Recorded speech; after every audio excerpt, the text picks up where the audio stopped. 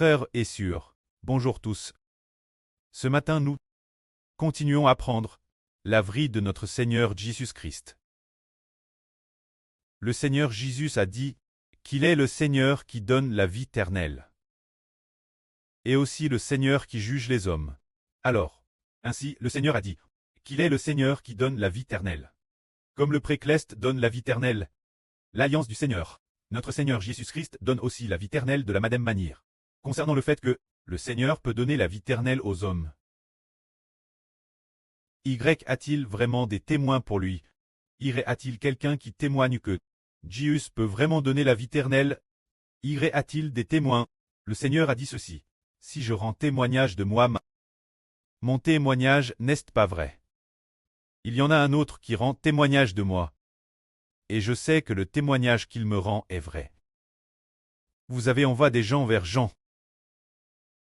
Et il a rendu témoignage la vraie. En fait, je n'ai pas besoin du témoignage d'un homme. Mais je dis ces choses, afin que vous soyez sauvés. Le Seigneur a dit, Jean rend témoignage au Seigneur. Le Seigneur n'avait pas réellement besoin du témoignage de Jean. Mais pourquoi le Seigneur a-t-il dit, Jean rend témoignage de moi, prouvant que je suis le Christ, celui qui donne la vie éternelle? C'est pour une seule chose, pour que les gens soient sauvés, que le Seigneur a mentionné le nom de Jean.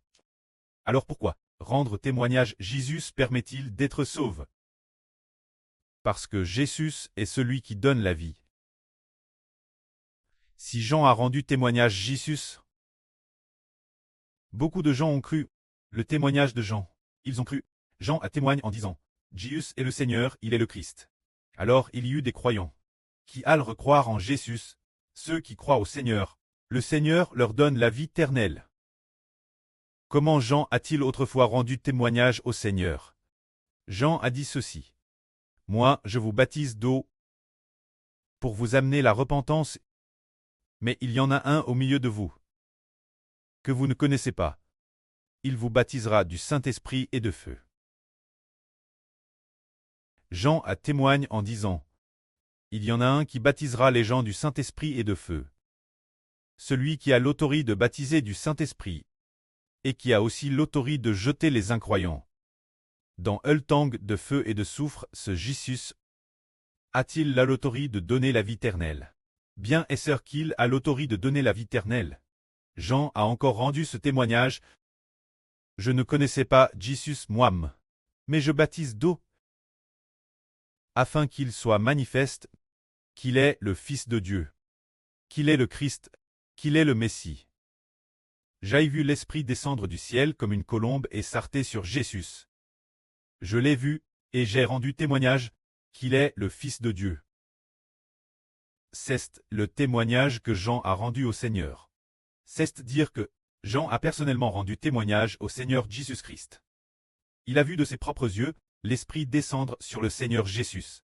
Il a alors compris, Jésus peut donner l'Esprit Saint de la vie éternelle aux hommes. Car Jean a encore témoigné ainsi.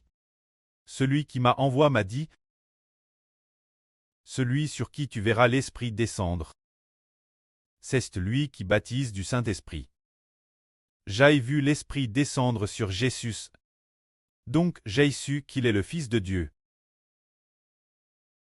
qu'il est le Christ.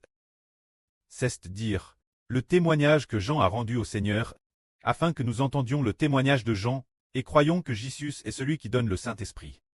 Celui qui donne la vie éternelle. Que la gloire soit auprès et au Seigneur. Amen.